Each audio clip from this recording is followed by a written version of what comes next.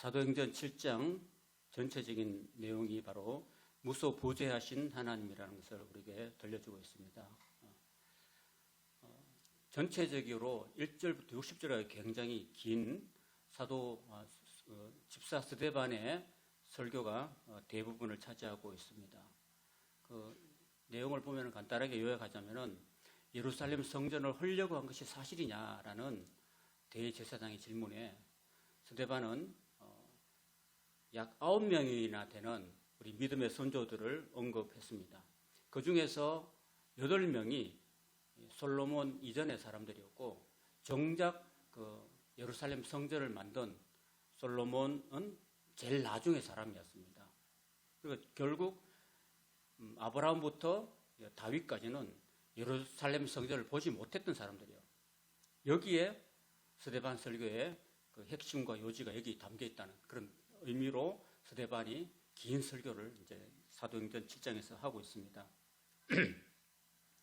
한 절씩 보면은 대제사장이 이르되 이것이 사실이냐 그랬습니다. 사실 아니죠. 거짓으로 6장에서 그 유대인들이 모함을 했는데 그것이 대제사장이 사실이냐고 이렇게 물어본 겁니다. 좀 더 구체적으로 말하면은 예수가 예루살렘 성전을 헐려고 한 것이 사실이냐 이렇게 질문한 거죠. 여러분, 예수님이 예루살렘 성전을 허는 것이 사실입니까? 아니죠. 모함한 거죠, 그죠? 스데반을 죽이려고. 그래서 이에 대한 스데반의 설교가 2절부터 53절까지 이어지고 있습니다. 그래서 그는 이 진술 또는 설교에서 믿음의 조상인 아브라함부터 쭉 나열합니다. 솔로몬까지 연대로 따지면 1000년에 걸친 그런 하나님의 그 구원의 역사를 말씀하고 있는 거예요. 하나님은 어떤 예루살렘 성전 안에만 구원의 역사를 베푸시는 분이 아니라 메소포타미아에도 역사하시고 이집트도 역사하시고 또 가나안 땅에도 역사하시고 온 우주에 역사하시는 그런 하나님이다. 그리고 성전 이전 시대, 성전이 세워지기 1000년 전부터도 하나님은 구원의 역사를 이루어 가시는 분이시다. 그리고 정작 중요한 것은 성전이 아니다. 성전에 계신 하나님이 더 중요하다라는 그런 내용의 이야기를 길게 설교하고 있는 것입니다. 아까도 말씀드렸듯이 이 스데반 집사님의 이 설교는 사도들의 설교에 비해서 조금 더 수준이 떨어지지 않는, 오히려 사도들의 수준을 능가하는 그런 설교였다라는 것을 우리가 알 수 있습니다. 그래서 여러분들이 목사보다 더 수준이 높은 성도님들이 되시라고 제가 말씀을 드렸죠. 그죠? 지금 7장에 쭉 2절부터 이어지는 게 보면은 창세기도 나오고, 출애굽기도 나오고, 레위기도 나오고, 민수기도 나오고, 신명기도 나오고, 여호수아, 사사기, 룻기, 사무엘, 상하까지 나오고, 거기 결국은 솔로몬까지 나온 거잖아요.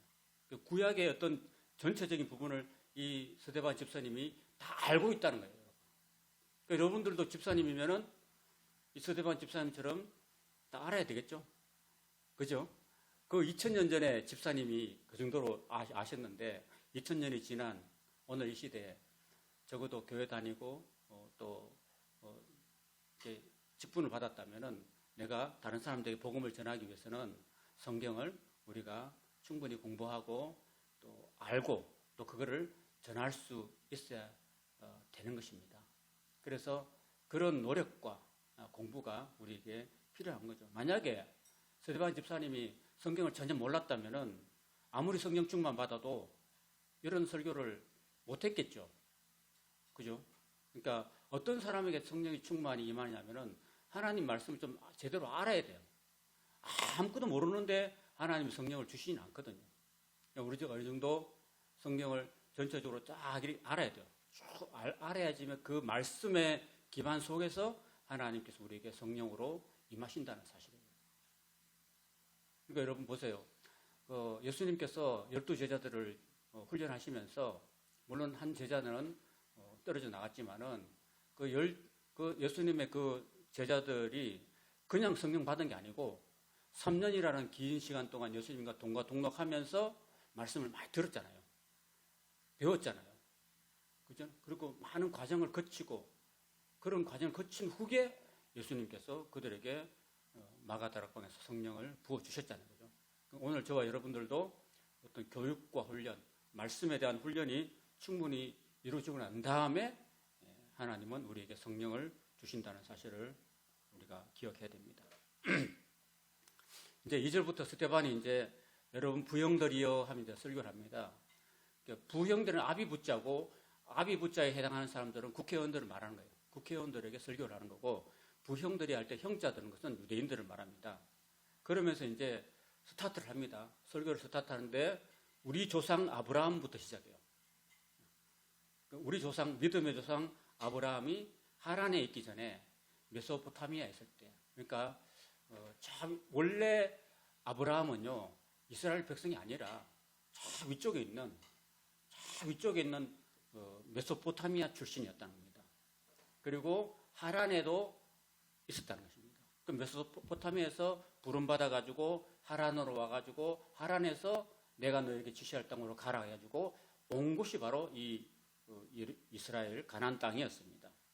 그때 이미 그러니까 솔로몬 이전에 성전 건축하기 이전에 1000년 전부터 하나님께서는 아브라함에게 나타나셨다는 겁니다. 그리고 그에게 약속을 주셨다는 거예요. 이스라엘 백성들을 구원하실 약속을 주셨다는 거예요. 그런데 여기서 주어는 스데반이 설교를 하지만 설교의 내용의 주어는 바로 하나님이에요. 하나님. 영광의 하나님이라는 것입니다. 그래서 아브라함을 가나안 땅으로 인도하신 분이 바로 하나님이시다라는 것입니다. 여러분 여기 안 보이면 성경을 보십시오. 내 고향과 친척을 떠나 내가 내게 보일 땅으로 가라 하시니 아브라함이 갈대아 사람의 땅을 떠나서 하란에 거하다가 그의 아버지 데라가 여기 사실 좀 지금 스데반이 조금 잘못 살고 있어요. 그의 아버지가 하란에 거하다가 죽은 게 아니에요. 아버지는 나중에 돌아가셨어요. 데라는 나중에 돌아가셨는데 지금 여기 스데반이 조금 이렇게 좀 착각하고 있는 거죠. 그의 아버지가 죽음에 하나님이 그를 거기서 지금 너희 사는 이 땅으로 옮기셨다고 이야기하고 있습니다. 그렇지만은 약속한 땅에 도착했는데 한 평의 땅도 안 주고 다만 그 땅을 아직 자식이 없는 아브라함과 그의 후손에게 소유로 주시겠다고 약속을 하셨답니다. 하나님은 현금을 안 주시고 약속음을 주셨다는 거예요. 구원의 역사가 그때 그 당시에 일어난 것이 아니라 오랜 세월이 지나고 난 다음에 예수님을 통해서 이루어지기 때문에 그때 그 당시에 그 구원의 약속을만 주신 거예요. 구원의 약속만. 그 약속을 주신 분이 바로 하나님이라는 겁니다. 솔로몬 이전에 1000년 전에 하나님의 구원의 약속은 시작됐다는 거죠. 그러면서 하나님이 또 이같이 말씀하시다. 그 후손이 다른 땅에서 나그네 되리니 이집트 땅에 이제 나그네 되는 그 시간이 있을 것이라는 겁니다. 그 땅 사람들이 종으로 삼아서 400년 동안을 종사를 시키는 그런 과정이 있었다는 겁니다. 그러니까 400년이 넘게 지나야 되는 거죠. 하나님의 구원의 약속은. 그리고 그 종 삼는 이집트를 하나님이 심판하시고 그들이 그 이집트 땅에서 모세를 통해서 나와서 바로 여기서 이스라엘 땅에서 하나님을 섬길 것이다 라는 이야기를 해주고 있는 거예요. 이것이 어디에 나오는 내용이냐면은 창세기에 나오는 내용이에요. 창세기. 성경의 처음 시작인 창세기에. 그리고 그 약속의 표시로 할례를 했다는 거예요. 할례. 할례라는 것은 요즘으로 말하면 남자아이들의, 어린아이들의 그 포경수술을 하는 거예요. 그 할례의 언약을 아브라함에 주셔가지고 아브라함이 100세 이삭을 낳아서 8일 만에 아이가 태어나서 8일 만에 아무것도 모를 때 할례를 행했다는 겁니다. 행하고 그러니까 그 할례를 행했다는 것은 바로 그 할례가 약속의 표시이기 때문에 하나님의 구원의 약속의 표시이기 때문에 이삭에게 할례를 하고 그 이삭이 그 다음에 야곱을 낳았고 야곱이 우리 12조상을 낳았다는 거예요. 12조상이라는 것은 야곱의 12아들을 지칭하는 거예요. 그래서 지금 약속이 계속 할아버지, 아버지, 그리고 아들, 손자까지 계속해서 대대로 지금 쭉 이어가고 있다는 이야기를 하고 있는 거예요. 지금. 그런 중에 우리 조상들이 구절에 보면 요셉을 시기해서 애굽에 팔았다는 겁니다. 애굽에 파는 과정도 왜 애굽에 팔았냐면은 애굽에 가서 하나님께서 거기서 큰 민족을 만들 하나님의 계획이 있었기 때문에 요셉을 그렇게 팔았다는 거예요. 요셉이 형들에게 팔려갈 때 얼마나 억울했겠어요. 형들이 과연 왜 나를 팔았는가 억울했겠지만은 그 억울함도 하나님의 구원의 역사 속에 한 일부분으로 차지하고 있었다는 겁니다. 그래서 팔려간 요셉과 함께 하나님이 그와 함께 하셨다고 이야기하고 있습니다. 그리고 그 모든 환난에서 건져내시고 애굽 왕 바로 왕 앞에서 은총과 지혜를 주심에 바로가 요셉을 애굽의 치리자로 그리고 바로 왕의 온 집의 통치자로 세워주셨다. 누가? 하나님. 하나님 그렇게 모든 일을 구원의 역사를 쭉쭉 이루어 가시고 계셨다는 이야기를 서대반 집사님이 하고 계시는 거예요. 지금 서대반 집사님이 왜 이런 얘기를 할까요? 예루살렘 성전을 예수가 헌다는 것이 사실이냐? 이 얘기를 하는 것에 대해서 지금 대답을 지금 길게 해주고 있는 거예요. 성경의 그 역사를 통해서 이야기를 하고 있는 거예요.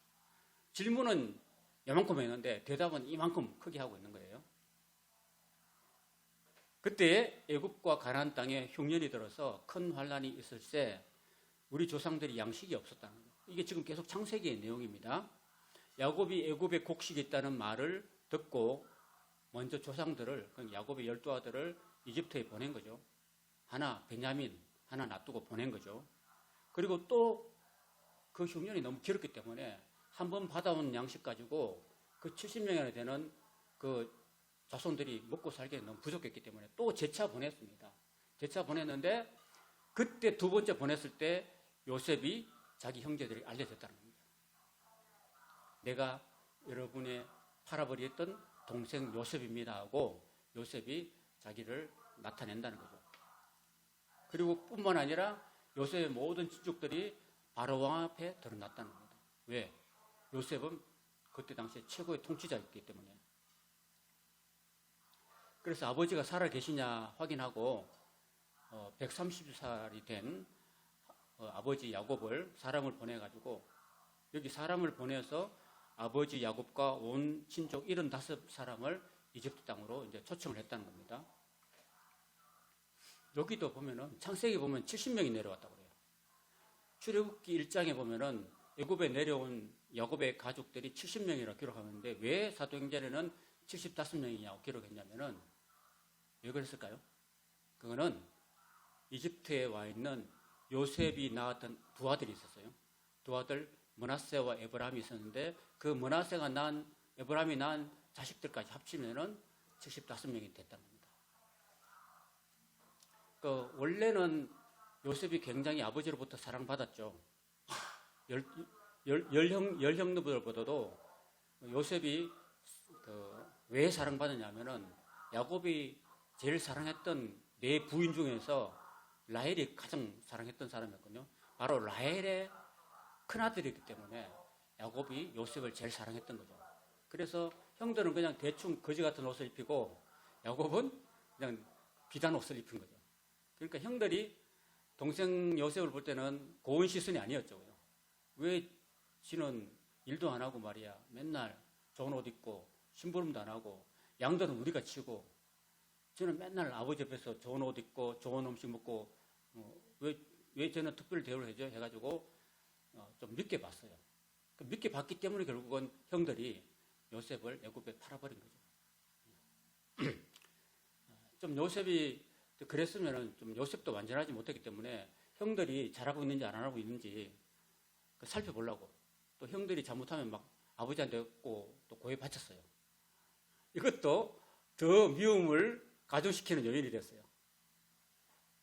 그렇게 17살 때 형들이 정말 잘하고 있는가 하고 갔다가 그 길로 팔려가지고 형들하고 만날 때가 39살이었어요.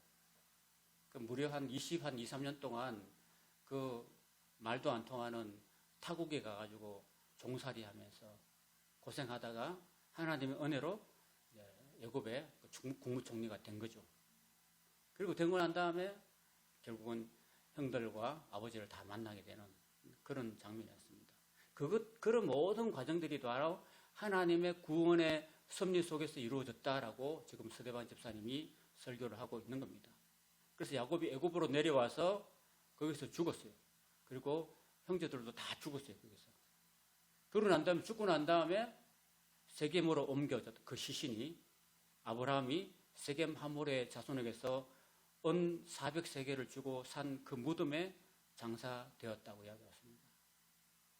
하나님이 이제는 아브라함에게 약속하신 때, 구원의 약속하신 때가 가까워 왔을 때 이스라엘 백성들이 그 이집트에서 아주 번성했다는 겁니다. 그 애들을 막 놓고 계속 낳고. 그러니까 75명이 한 400년 후에 몇 명이 늘어났냐면은 뭐래요? 한 집안 식구가 75명인데 할아버지, 아버지, 자손, 손자, 정손자, 이렇게 쭉 이어지는 그 가족들이 400년 후에 얼마나 큰 백성이 되냐면은 한 200만 명 가까이 늘어났습니다. 한 집안 식구가. 그래서 한 집안 식구가 한 민족이 되겠어요, 한 민족이. 그래서 애굽에서 너무 번성해서 많아졌는데 요셉을 알지 못하는 새 임금이 이집트에서 왕위에 오르니까 이집트 사람들보다도 요셉의 가족들이 더 많은 거예요.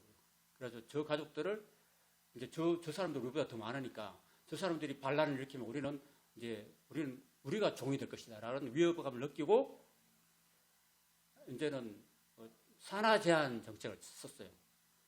딸이 태어나면 살리고 아들이 태어나면 다 죽이도록 그렇게 명령했다는 거예요. 더 이상 여성들은 큰 어떤 군사적인 위협이 못 되니까 남자들만 다 태어나면 다 죽이라고 명령했던 거죠. 자, 그때 모세가 태어났다는 거예요. 그때. 애들을 다 죽이라고 했을 그때 태어났는데 하나님 보시기에 너무너무 아름다웠다는 겁니다. 모세가. 얼마나 아름다웠을까요? 얼마나 아름다웠으면 하나님 보시기에 아름다웠는데 그의 아버지의 집에서 석 달 동안 숨겨서 키웠습니다. 이스라엘의 절망과 고통이 극에 달했을 때 모세가 태어났다는 겁니다. 그러면 인간적인 입장에서 볼 때 모세 너 왜 태어났냐? 그냥 딸로 태어나지 왜 아들로 태어났냐 하고 막 원망스럽겠죠. 부모님 입장에서는. 그죠? 절망적이었겠죠. 왜 태어나면 죽어야 되니까. 나일강에 떠나보내야 되니까. 그렇지만 하나님의 관점에서 보면은 하나님의 구원 역사의 새로운 신호탄이었다는 겁니다. 그 모세가 태어난 게. 이제 태어나서 나일강에 버렸는데 사실은 버린 게 아니었어요. 버린 게 아니라 그 석 달 동안 키우다가 이제 조그만 갈대 상자를 만들어 가지고 거기다가 역청을 칠해 가지고 물이 안 새게 하고 뚜껑을 덮어 가지고 엄마 요게벳이 이렇게 떠나보냅니다. 떠나보내면서 그냥 이렇게 기도합니다. 하나님, 저 아이를 이름도 안 지었어요. 그때 이름도 안 짓고 저 아이를 하나님께 부탁합니다. 하나님께서 저 아이를 살려주시고 저 아이를 통해서 하나님 저 아이를 통해서 구원의 역사를 베풀어 달라고 엄마가 기도하고 떠나보내요. 그런데 그 가운데 하나님이 그 아이를 아그밥이 되게 안 하고 그 순간에 하나님이 역사하셔가지고 애굽 왕 바로의 공주가 있었는데 그 공주가 하필 그날 따라 나일강에 목욕하고 싶어서 나온 거예요. 나왔는데 그 나일강에 동동 떠내려가는 한 그 갈대 상자를 보고 시녀들을 불러가지고 저게 뭐냐고 건져오라고 그랬어요. 건져와서 뚜껑을 딱 열어보니까 그 예쁘게 생긴 사내 아이가 울고 있는 거잖아요.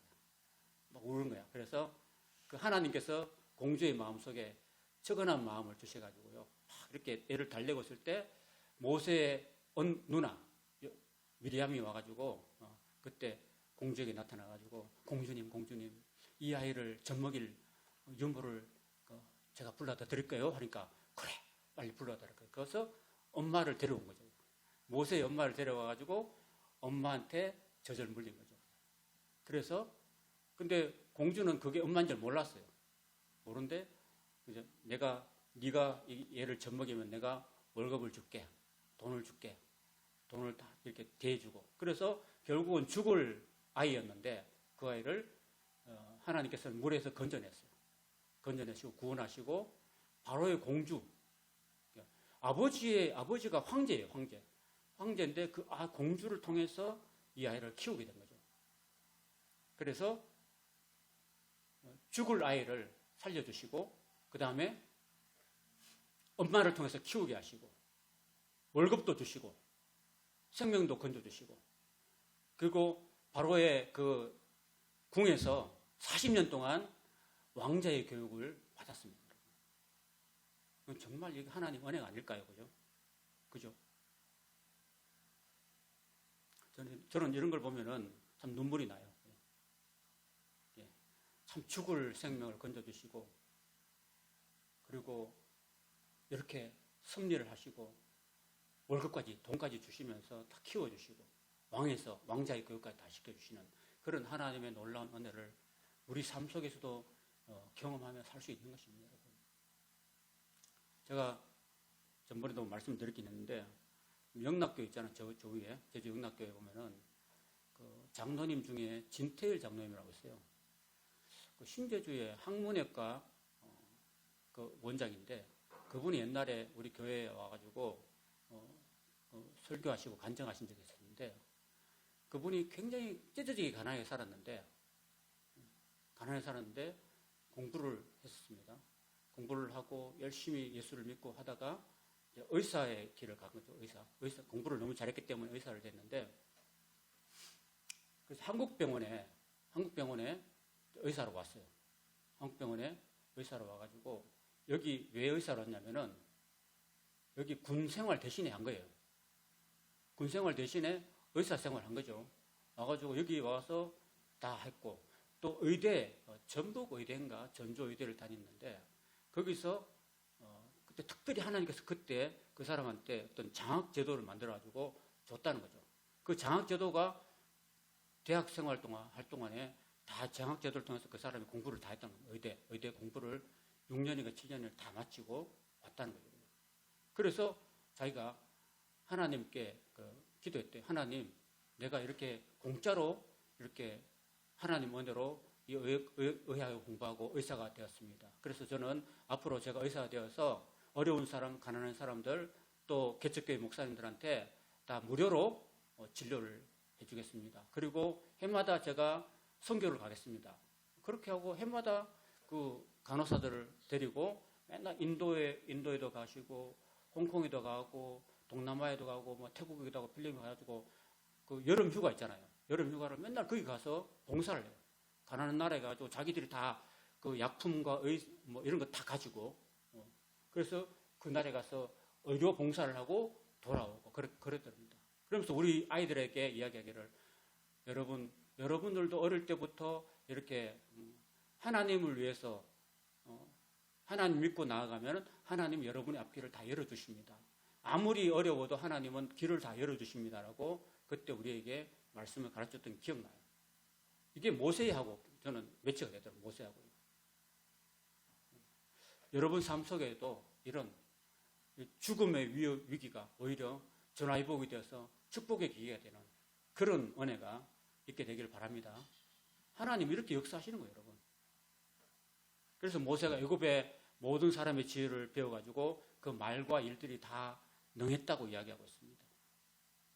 이런 것들이 다 하나님의 어떤 구원의 역사입니다. 구원의 역사. 그리고 40년 동안 열심히 공부하고 실력을 닦은 다음에 23절에 보면 나이가 40이 되면 그 형제 이스라엘 자손을 돌볼 생각이 나가지고 그 형제를 대신해서 원수를 갚아서 애굽 사람을 쳐 죽였던 그런 일이 있습니다. 그때 당시에는 모세가 혈기가 좀 이렇게 강해가지고 그냥 자기 손으로 자기가 이스라엘 백성들을 구원할 줄 알고 나섰다가 오히려 큰 낭패를 당하는 일을 당했습니다. 그런데 이튿날 이스라엘 사람끼리 싸울 때 모세가 와서 왜 형제끼리 싸웁니까? 라고 했을 때 그 이스라엘 백성이 그 이스라엘 동물을 해치는 사람이 모세를 밀들여서 누가 너를 관리와 재판장으로 위에 세웠느냐 이렇게 얘기하면서 네가 어제는 애굽 사람을 죽인 것 같이 또 나를 죽이느냐 이렇게 되던 거죠. 그러니까 그 말 듣고 모세가 죽을 줄 알고 도망해서 미디안 땅에서 나그네 되어서 40년 동안 양치기를 하면서 아들 둘을 낳았다는 겁니다. 아들 둘을 낳았는데 이름이 첫째 아들이 게르솜이고, 게르솜이란 이름의 뜻은 나그네예요. 그리고 둘째 아들은 엘리에셀인데 그 이름 뜻은 하나님이 도우신다는 겁니다. 자, 여러분 보세요. 하나님께서 모세를 통해서 이스라엘 백성들을 구원하시잖아요. 근데 그냥 구원한 게 아니라 하나님이 이 모세를 80년 동안 훈련시키는 거예요. 80년 동안. 40년은 이집트 황궁에서 공부를 시켰고, 또 40년은 위대한 광야에서 양치기를 시키면서 그의 인격을 연마시킨 거예요. 여러분 한번 생각해 보시죠. 40년 동안 처가살이 하면서 남자가 자존심이 다 상했죠. 그냥. 다 상하고 이제 말도 못했어요. 사실은 40년 동안 양하고만 지냈기 때문에 양하고 말도 할 수 없고, 40년 동안 말을 못하니까 언어를 잊어버렸어요. 그러면서 인생이 무엇인가 그는 많이 생각했겠죠. 그죠? 야, 인생이라는 것은 별거 없다. 인생은 그냥 왔다가 가는 나그네일 뿐이다. 그렇게 생각한 거죠. 여러분, 저와 여러분의 인생도 나그네 인생입니다. 여기가 우리의 영원한 도성은 아니에요. 우리는 여기서 잠시 하룻밤 머무는 그런 여관에 불과해요. 우리가 영원히 갈 집은 어디에 있습니까? 하늘나라에 있죠. 그죠? 하늘나라. 하늘나라 바라보면서 여러분이 나그네 영성을 가지고 살아가시기를 바랍니다. 그리고 이 세상 가운데, 나그네 삶 가운데서도 누가 우리를 도우십니까? 하나님 도우십니다. 여러분도 이제 자식을 이제 낳을 시기는 다 지났지만은 이름도 이렇게 안 지었죠. 그죠? 여러분 혹시 자녀 이름 중에서 나그네라고 이름 지은 사람이 있어요? 나시 중에서 그네라고 지으면 나그네가 되겠죠. 근데 우리 인생이 나그네다라는 사실을 모세는 겪었죠.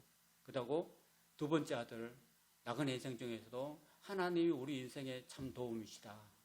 하나님이 우리 인생을 도우시는 분이다라고 엘리에셀이라고 지었습니다. 그래서 저와 여러분은 이 세상 나그네 길을 가면서 누구한테 도움을 구하지 말고 늘 하나님께 도우심을 구하고 하나님의 도우심을 얻는 우리 인생이 되시기를 예수님 이름으로 축복합니다. 40년이 참에 30절에 보면 천사가 시내산 광야 가시나무 불꽃 가운데서 그에게 보였다는 것입니다. 이때 모세의 나이가 80이었습니다. 그러니까 80이 되도록 모세는 인내했죠. 인내. 사실 저와 여러분이 하나님의 은혜를 받으려면 인내하는 시간이 필요한 거죠. 사실은. 인내. 긴 인내의 시간이 필요합니다. 여러분. 나이덕 시인이 있어요. 나이덕 시인이 빨래는 얼면서 마르고 있다라는 시를 지었어요. 그 19를 짧게는 제가 한번 읽어드릴게요. 이를테면 고드름 달고 빳빳하게 벌쓰고 있는 겨울 빨래라든가 달무리진 밤하늘의 희미한 별들, 그것이 어느 세월에 마를 것이냐고, 또 언제나 반짝일 수 있는 것이냐고 묻는다면 나는 대답하겠습니다. 빨래는 얼면서 마르고 있다고. 저와 여러분의 삶 속에서도 지금 내 삶이 고단하고 힘들어도 이걸 인내의 과정이라고 여기고 과일의 맛이 연걸어가는 그런 기간이라고 여기시고 여러분이 인내하시고 하나님을 바라보시고 아름다운 믿음의 열매, 구원의 열매를 여러분이 하나님 앞에 맺어 수 있기를 축원합니다. 모세 앞에 하나님이 나타나셨습니다. 그리고 그를 보냈는데 그때 모세가 굉장히 무서워서 감히 하나님을 바라보지 못했다는 겁니다. 인간은 하나님 앞에 설 때는 죄성을 가졌기 때문에 두려움을 느낄 수밖에 없는 거죠. 그래서 이사야 선지자도 하나님의 부르심을 받을 때 화로다 나여 많게 되었다. 내가 살아계신 여호와를 배웠음이라고 이렇게 두려워하고 있습니다. 베드로도 그랬죠. 베드로도 예수님의 그 신적인 존재 앞에서 주여 나를 떠나소서 나는 죄인입니다 하고 두려워 떨었던 그런 모습을 볼 수 있습니다. 모세 역시 하나님 앞에서 자신의 그 죄성을 가지고 두려워서 하나님을 감히 바라보지 못했다는 것입니다. 오늘 저와 여러분들도 교회를 다니면서 하나님을 두려워할 줄 알아야 돼요. 하나님의 사랑, 하나님은요, 사랑의 하나님이기도 하고 공의의 하나님이기도 합니다. 그러니까 우리 하나님은 사랑이 충만하기 때문에 하나님을 우리가 마음대로 까불어도 괜찮다는 게 아닙니다. 우리가 구원을 이룰 때도 두렵고 떨림으로 구원을 이루라고 사도 바울은 이야기하고 있습니다. 그렇기 때문에 우리는 하나님을 늘 두려워하고 하나님의 계명을 두려워하면서 우리가 신앙생활을 해야 된다는 거죠. 내가 말씀대로 살지 않으면은 내가 하나님과 두려움을 느끼는 거죠. 내 멋대로, 내 뜻대로 산다면은 두려움을 느끼는 것이만 그게 옳은 거죠. 33절 주께서 이르시되 내 발에 신을 벗으라. 내가 서 있는 곳은 거룩한 땅이라고 말씀하십니다. 여기서 네 발에 신을 벗으라는 말은요, 신이 더럽다기보다도 네 마음속에 있는 이기심과 자기 욕망의 그 더러운 것을 버리라는 그런 뜻이라고 성경학자들이 이야기하고 있습니다. 우리 마음속에 이기심과 자기 욕망 같은 것들을 우리가 버려야 되는 것입니다. 그래서 하나님은 이 모세를 애굽으로 보내시는 것입니다. 그래서 스데반은 36절에 이 모세가 백성을 인도하여 나오게 하고 애굽과 홍해와 광야에서 40년간 기사와 표적을 행하게 하였다라고 말씀하고 있습니다. 긴 설교가 계속 이어지고 있습니다. 근데 이제 중요한 것은 39절부터입니다. 39절에 보면은 우리 조상들이 이 모세에게 복종하지 아니하고자 하여 거절하며 그 마음이 도리어 애굽으로 향하여 아론들이 이르되 우리를 인도할 신들을 우리를 위해서 만들라. 애굽 땅에서 우리를 인도하던 이 모세는 시내산에 올라가가지고 40일이 지날 때까지 어떻게 되는지 우리가 알지 못하게 해놓으라 하면서 송아지를 금으로 부어 만들어서 그 우상 앞에 제사하면서 춤추면서 하나님의 마음을 노엽게 했다는 것입니다. 그러니까 잘 보세요. 1000년 전에 모세 시대 때도 이스라엘 백성들이 하나님의 마음을 노엽게 했다는 겁니다. 우상을 섬겼다는 겁니다. 그때 모세를 하나님이 구원자로 속량한 자로 보내주신 그때도 이스라엘 백성들이 마음이 강팍해가지고 40일을 못 기다리고 오히려 금송아지 우상을 만들어가지고 하나님 앞에서 그 거짓 신들에게 제사했던 그런 모습을 이야기하고 있습니다. 그 42절 보면은 하나님이 외면하사 그들을 하늘의 군대 섬기는 일에 내버려 두셨고 이는 선지자의 책에 기록된 바 이스라엘 집이여 너희가 광야에서 40년간 이생과 제물을 내게 드린 일이 있었느냐 몰록의 장막과 신 레판의 별들을 받들었으며 이것은 너희가 절하고자 하여 만든 형상이로다. 내가 너희를 바벨론 밖으로 옮기리라 이렇게 했다는 것입니다. 그래서 결국 그 우상 숭배하는 하나님을 사랑하지 않고 우상을 따라갔던 이스라엘 백성들을 하나님께서 바벨론으로 옮기시는 그런 말씀을 하고 있는 것입니다. 그 다음에 44절에 보면 지금 아까 이것이 사실이냐라고 했던 대제사장의 질문에 본격적인 대답을 합니다. 그러면서 뭔 이야기를 하냐면은 출애굽기 25장부터 40장에 나와 있는 정거의 장막 이야기를 하고 있습니다. 그 정거의 장막이라는 바로 성막을 말하는데요. 그 성막을 모세가 하나님 앞에 봤어요. 보고 난 다음에 그 양식대로 만들었어요. 그 만들어가지고 언제까지 그걸 가지고 다니냐면은 여호수아가 가나안 땅에 들어갈 때까지 다윗 때까지 그 성막이 유지됐다는 겁니다. 자, 들어보세요. 그 성막은 이동식 성막이었어요. 이동식 성막. 40년 동안 광야 생활 섰다가 머물렀다가 섰다가 진행했다가 계속 이동식 장막이었는데 다윗이 생각할 때는 야 하나님 맨날 이렇게 이동식 텐트에 계시면 되겠나. 이제 하나님을 위해서 좀 근사한 집을 좀 만들어 드리자. 이렇게 생각이 드는 거죠. 그런 생각이 드는 건 나쁜 건 아니죠. 그래서 다윗이 하나님께 기도했어요. 하나님, 제가 하나님의 거하는 처소를 만들게 해 주십시오. 그런 마음이 간절했던 겁니다. 그런데 하나님은 허락하지 않았어요. 왜? 다윗이 너무나 많은 전쟁터에서 피를 흘렸기 때문에 이 피 흘린 손으로 하나님의 거룩한 성전을 짓는 것을 하나님이 허락하지 않으셨어요. 그래서 그 아들 솔로몬 때에 가가지고 다윗의 그 소원을 하나님이 이루어 주신 거죠. 그래서 47절 같이 읽겠습니다. 시작. 솔로몬이 그를 위하여 집을 지었느니라. 그래서 결국 솔로몬이 하나님을 위해서 성전을 지었다는 것입니다.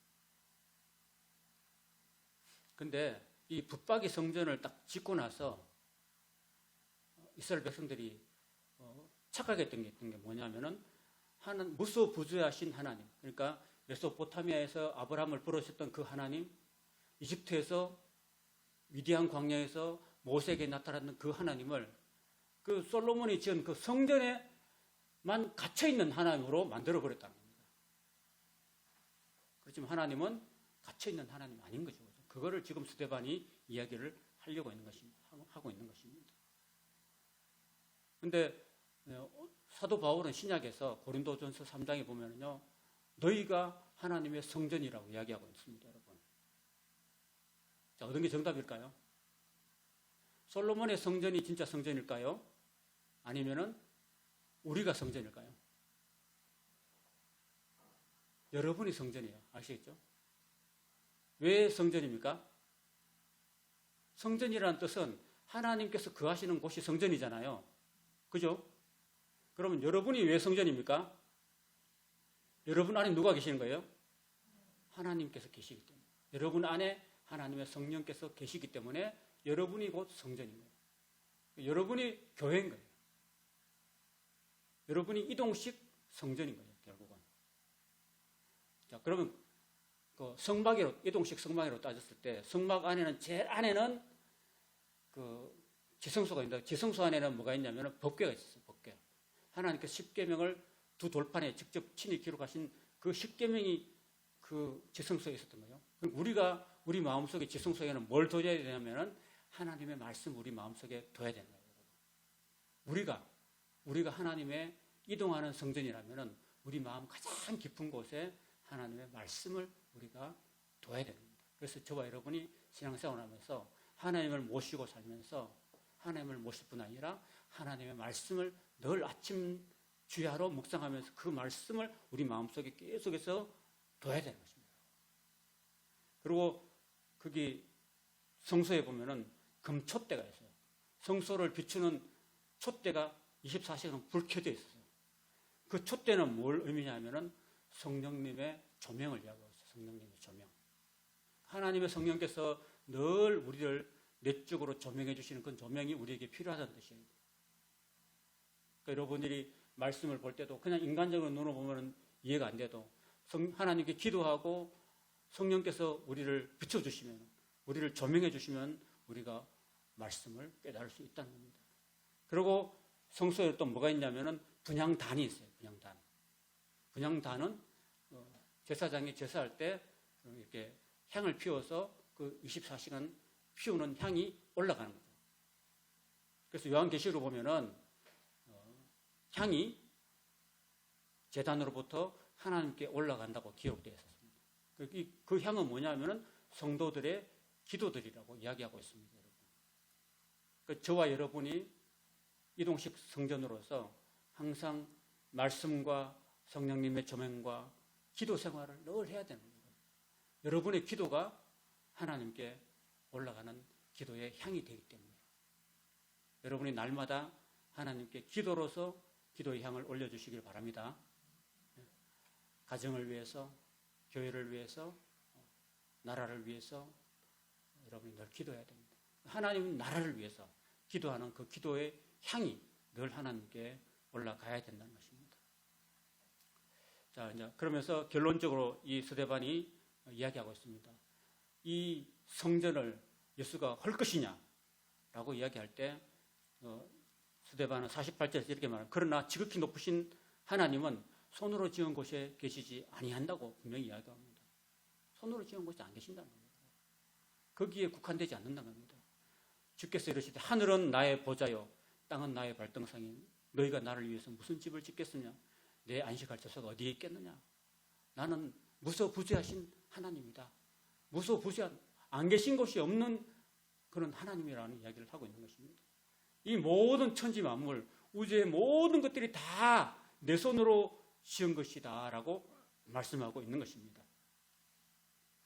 그래서 솔로몬은 열왕기상 8장 27절 이렇게 말합니다. 하나님이 참으로 땅에 거하시리까 하늘과 하늘들의 하늘들이라도 주를 용납하지 못하겠거든 하물며 내가 건축한 이 성전이오리까 라고 솔로몬은 고백하고 있습니다. 그래서 결국은 무소부지하신 하나님을 예루살렘 성전에 가두어두고 그 성전을 하나님과 동일시하는 것이 얼마나 어리석은 짓인가라는 것을 스데반은 유대인들에게 지금 가르쳐주고 있는 것입니다. 말씀을 통해서. 그러면서 이제 하면 안 될 말을 하고 있습니다. 왜 하면 안 될 말일까요? 하면 자기가 죽으니까.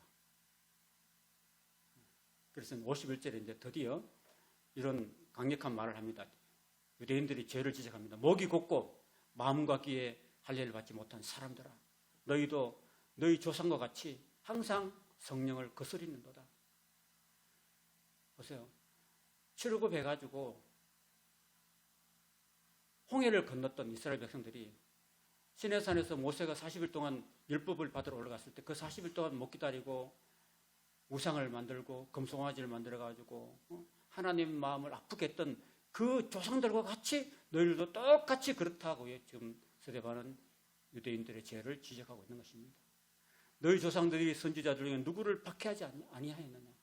의인이 오시리라고 예고한 선지자들 그들이 다 죽였고 이제 너희는 그 의인을 잡아준 자요 살인한 자가 된다. 그 의인이 누굴까요? 바로 예수님이었습니다. 예수님을 잡아줬고 죽인 사람이 바로 너희들이라고 이런 강력하게 이야기하고 있는 것입니다. 너희는 천사가 전한 율법을 받고도 지키지 아니하였도다 하니라. 그들이 이 말을 듣고 마음에 찔려서 그를 향해서 이를 갈았다. 자신들의 죄를 지적해 줄 때 마음에 찔렸으면은 우리가 어떻게 할까 하고 회개해야 될 텐데 저를 어떻게 할까 하고 이를 갈았다는 거예요. 스데반이 성령 충만하여 하늘을 우러러 주목하여 하나님의 영광과 및 예수께서 하나님 우편에 서신 것을 봤습니다. 그러니까 영안이 열리니까 하나님의 영광이 보이고 예수님이 하나님 보좌 우편에 서 있어요? 앉아 있어요? 서 있어요? 앉아 있어요? 서신 것을 보잖아요. 예수님 왜 섰을까요? 예수님 왜 서 있을까요? 예수님 보좌 우편에 앉아 계시는데 왜 서 있을까요? 여러분 보세요. 저를 보세요. 우리나라가 중국하고 지금 이제 금메달 하고 이제 야구 경기를 해요. 야구 경기인데 우리가 지금 3대2로 지고 있다가 9회 말 투아웃에 이성엽이 나왔어. 이성엽 선수가 나와가지고 계속 삼진 계속 죽다가 이성엽이 이제 투아웃이 나와가지고 투쓰리까지 갔어요. 볼, 셋, 스트라이크 2까지 가. 이제 하나만 스트라이크 먹으면 죽는 상황인데 그때 이성엽이 나와가지고 좌타자가 마지막 공을 받아쳐서 담장을 넘겨버렸어요. 그러면은 모든 우리나라 국민들을 응원하는 사람들이 서 있어요, 앉아 있어요? 다 일어서죠? 다 일어서가지고 만세하고 막 그러잖아요. 그런 거예요. 스데반이 이제 이게 죽음 직전이 된 거예요. 스데반이 지금 너무나 성령이 충만해서 이제 순교하기 직전에 예수님께서 하나님 우편에 서가지고 스데반을 맞이하려고 준비하고 있는 거예요. 그 상황입니다. 보라 하늘이 열리고 인자가 하나님 우편에 서신 것을 본다 네가 이야기하니까 그들이 큰 소리를 지르며 귀를 막고 일제히 그 위에 달려들어서 성 밖으로 내치고 성 밖으로 내친 이유는 예루살렘 성전에서 피를 흘리면은 안 되니까 성 밖으로 다 내쳐서 죽였습니다. 돌로 칠세 정인들이 옷을 벗어서 사울이라는 청년의 발 앞에 두었습니다. 그들이 돌로 스데반을 치니 스데반이 부르짖어 이르되 주 예수여 내 영혼을 받으시옵소서 하고 한마디 더 기도합니다. 주여 이 죄를 그들에게 돌리지 마옵소서 하고 잤다라고 죽었다는 것입니다. 이렇게 스데반은 비록 집사님이셨지만은 성령 충만해서 복음을 전하고 천사의 요구를 하고 그리고 그 백성들을 향해서 위대한 하나님의 메시지를 들려주었습니다. 그리고 그들을 용서해달라고 기도하고 순교를 했습니다. 이를 지켜본 사람들이 단 한 사람 나오는데 그가 바로 59절에 그 마지막 절에 보면은 사울이 그 모든 그 스데반의 순교를 지켜봤습니다. 참 아깝다는 생각이 들어요. 스데반이 이렇게 죽으면 아까웠지만은 죽은 사람 어떻게 할 수 없으니까 대신에 이 사울이 그 순교하는 모습을 보고서 큰 충격을 받았어요. 충격을 받고 그가 이제 구장에 가면은 하나님의 큰 위대한 그런 사도가 되는 모습을 우리가 보게 됩니다. 오늘 여기까지 하겠습니다.